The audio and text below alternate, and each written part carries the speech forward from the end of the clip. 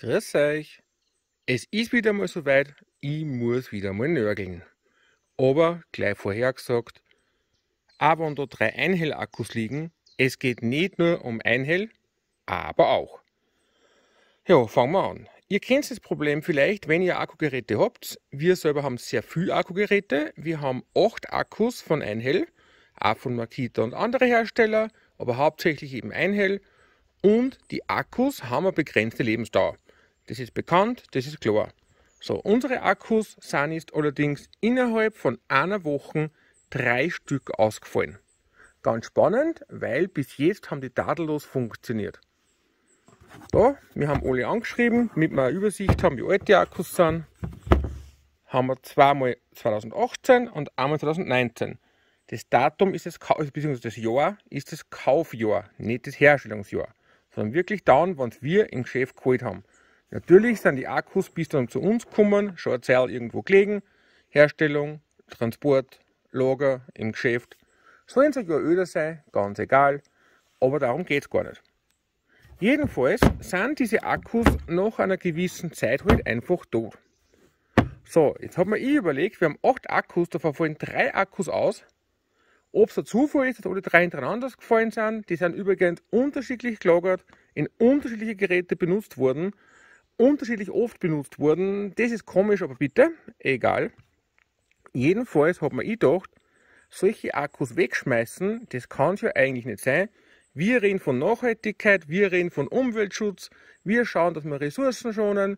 Also haben wir angerufen, ganz normal als Kunde, wir sind ganz normale Kunden, wir haben keinen anderen Kontakt zu irgendwelchen Firmen als ihr und haben gesagt, liebe Hersteller, wie schaut es denn aus? Unsere Akkus gängen nimmer, könnt man die bei euch reparieren lassen? Die Antwort von Einhell, na, machen wir nicht. Da denke ich halt, grundsätzlich sind diese Akkus ja in Ordnung. Und man muss da schon unterscheiden, wenn ein Akku defekt ist, heißt das nicht, dass das ganze Gerät kaputt ist. Oft ist nur eine einzelne Zelle kaputt. Trotzdem, Reparatur nicht gewollt, nicht gewünscht, nicht möglich, Fragezeichen. Ich würde mal sagen, es ist sehr wohl möglich, jedenfalls gemacht wird es nicht. Gut. Dann war die Frage, soll man jetzt wirklich von dem Hersteller nur mit 3 Akkus kaufen? Irgendwie ist es nicht so einfach zu beantworten, weil wir haben wirklich sehr viele Geräte. Also die ganze Werkstatt ist voll mit Einhellgeräte. Wir sind auch sehr zufrieden damit, muss ich ganz klar sagen. Aber natürlich wollten wir auch nachhaltig sein und haben dann gesagt, kaufen wir wieder solche Dinger oder kaufen wir vielleicht von einem anderen Hersteller. Meine Freundin hat dann gesagt, ja, aber woher wissen wir denn, dass die das reparieren? Gute Frage, berechtigter Einwand, also haben wir angefragt. Glaubt es oder nicht? Makita? Nö. Gardena? Nö. Und so geht's dahin. Das ist nur stellvertretend für viele Firmen. Keine einzige Firma hat gesagt, ja, schickt uns die Akkus, wir reparieren's. Einhell hat gesagt, wir können die Akkus hinschicken und sie können die Akkus dann prüfen und sagen uns dann, ja, kaputt. Na, das wissen wir selber, weil ja das Ladegerät nicht funktioniert damit und weil ja die Geräte nicht mehr funktionieren damit. Nur, das kostet auch noch was, Versand plus anschauen. Was bringt mir das dann? Wenn einem zu heiß ist, wenn einem zu kalt ist oder wenn ein Fehler auftritt, dann blinken die LEDs. Gut. Wir wollen jetzt wissen, warum kann man diese Dinger nicht reparieren oder warum wollen die Hersteller es gar nicht reparieren?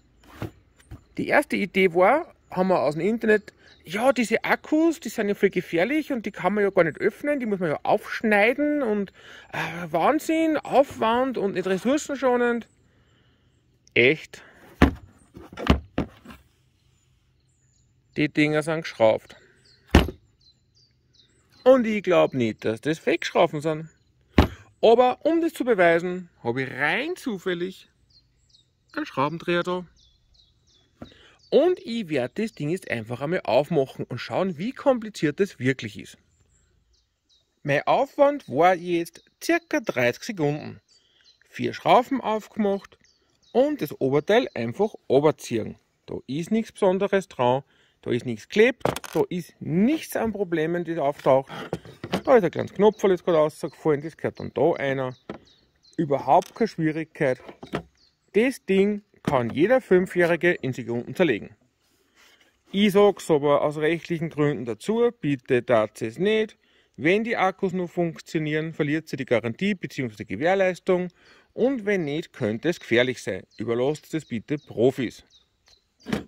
So, wie hoch ist jetzt der Aufwand?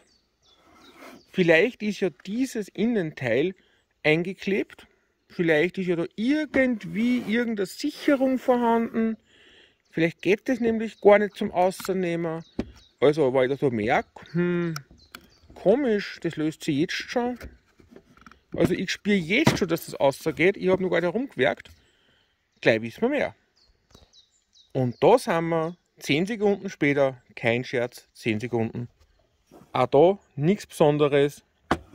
Das Pack ist einfach da drinnen. Es steckt nur da drinnen. Überhaupt kein Aufwand, das rauszunehmen.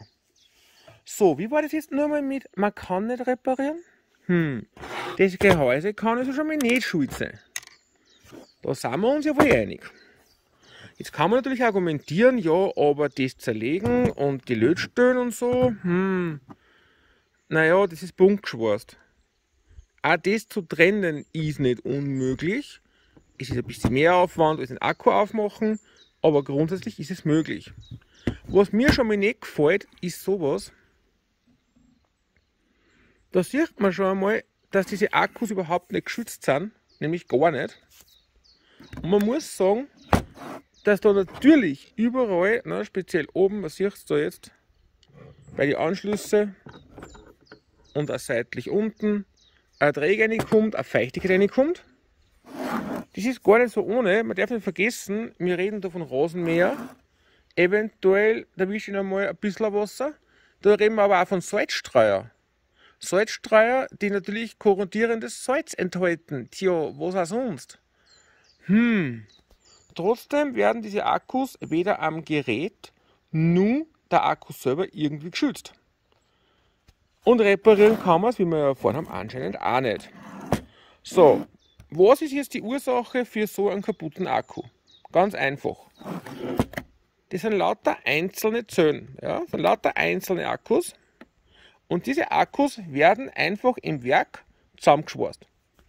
So, damit erreiche ich die 18 Volt, damit habe ich gewisse Milliampere-Stunden, beziehungsweise gewisse Ampere-Stunden dann. Und das ist dann der fertige Akku. Dieses Teil, auf das kommt es an. Natürlich kann einmal ein Elektronikfehler passieren. Das ist möglich. Irgendwo kann vielleicht ein Kurzschluss entstehen, ein Bauteil kann kaputt werden.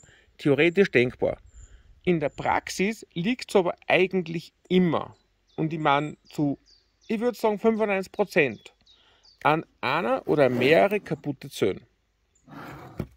Vernünftigerweise geht man jetzt her, trennt die Zellen, misst die Zellen durch, schaut, wo das Problem liegt, tauscht ein oder eben mehrere Zellen aus, baut das Ding wieder zusammen und ich sage einmal, in einer halben Stunde hat man wieder einen funktionierenden Akku. Jetzt kommt vielleicht der Einwand, ja, aber das ist ja so teuer und das geht ja nicht und Aufwand. Nein. Solche Zellen, die kosten, sorry, wenn ich so sagen muss, einen Scheißdreck. Das sind sogenannte 18650er Zellen, die kriegst du in jedem Elektronikgeschäft. Die kriegst du online nachgeschmissen. Ja, man muss ein bisschen auf die Qualität aufpassen, es gibt da ganz billige, aber 3,7 Volt Akkus, wie gesagt, Modell 18650, die findest du verdammt nochmal überall. Das kann mir keiner erzählen. Und die kosten nichts mehr. Natürlich, einen gewissen Aufwand gibt es, da jetzt die Punkte zu entfernen, die Akkus auszutauschen, wobei das ist eine Akkuhalterung. Das heißt, da gehst du her und tust den Akku einfach ausschirmen und fertig. Aber ähnliche Akkus oder fast alle Akkus, die so aufgebaut sind, Geräteakkus speziell, sind so. Das heißt, natürlich ist der Aufwand überschaubar. Man könnte jetzt natürlich darüber nachdenken, ob es eventuell einen Grund gibt, warum Hersteller die Akkus trotzdem nicht reparieren. Das wird doch wohl hoffentlich nicht daran liegen, dass die neue Akkus verkaufen wollen. Meiner Meinung nach, rein meine Meinung, ist es Sauerei, dass man es nicht schafft, als großer Hersteller wie Makita, wie Gardena, wie Einhell, wie viele andere auch, einen Reparaturservice anzubieten und ein bisschen was in Nachhaltigkeit zu investieren, weil, sagen wir sie ehrlich, die verdienen ein Schweinegeld mit uns. Zumindest könnte man aber schauen, dass man ein bisschen auf die Umwelt schaut, dass man ein bisschen Ressourcen schont und dass man nicht Kunden dazu zwingt, Akkus, die zum Großteil nur funktionieren könnten, einfach wegzuschmeißen. Wenn da draußen Experten sind, bitte schreibt mir in die Kommentare, welche Gründe könnte es geben, solche Akkus nicht zu reparieren. Gewährleistung, wenn sie kontrolliert sind, kann schon mal nicht sein. Aufwand ist auch nicht. Kostenfaktor ist maximal der Faktor Mensch, der das Ganze zerlegt, weil die Zölln selber kosten nichts. Rechtliche Gründe sprechen auch nicht dagegen. Wenn ihr ein Techniker seid, wenn ihr Ingenieur seid, wenn ihr Ahnung von Akkus habt, sagt mir bitte, welchen Grund gibt es das nicht zu machen. So, jetzt geht es aber weiter. Ich will jetzt wissen, woran scheitert es definitiv bei dem Akku. Das schauen wir an. So, 2 Stunden später, so circa, und der erste Erfolg. Der Akku funktioniert wieder. Und zwar ist es nicht der, was ich da draußen gehabt habe, gell? Da seht ihr ja gleich, es gibt Veränderungen 2018, 2019. Einhell darf da ein bisschen was da haben bei der Entwicklung. Also, der Akku ist jetzt einfach nur tiefentladen gewesen. Ich war unter 15 Volt, damit sagt das Ladegerät natürlich, nö, du bist defekt, ich lade nicht mehr. Und so eine Schutzvorrichtung hat natürlich seinen Sinn. Die Geräte können natürlich im schlimmsten Fall explodieren, brennen, ihr kennt die ganze Geschichte. Darum, die Schutzvorkehrungen machen natürlich Sinn, aber in dem Fall muss ich sagen, habe ich die auf mein eigenes Risiko, bitte nicht nachmachen, einfach ausgehöbelt. Ich habe direkt an die Anschlüsse geladen mit einem Netzteil und habe ganz langsam Strom einlassen, habe es überwacht dabei, habe auch noch einen Temperatursensor oben gehabt, dass ja nichts passiert. Er hat sofort wieder Strom angenommen, es war kein Problem, haben dann ein bisschen mehr Gas gegeben. Siehe da, der Akku funktioniert. Ich habe mich jetzt auch schon in einem Gerät drinnen gehabt, wo es mir ehrlich gesagt wurscht war zum Testen. Tadellos, kein Problem. Haben dann am normalen Ladegerät kurz angehängt. Er wird wieder erkannt, er wird wieder geladen. Bei dem Akku schaut es so aus, dass einfach nur 2 Zellen kaputt sind.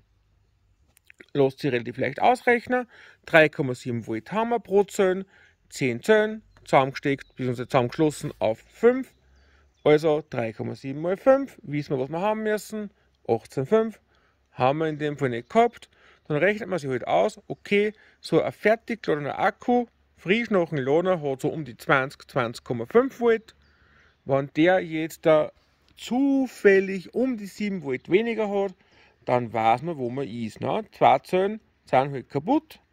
Das ist jetzt grundsätzlich überhaupt kein Problem. Zellen austauschen, fertig sind wir. Der Akku wird zu 99% wieder funktionieren. So viel dazu für heute.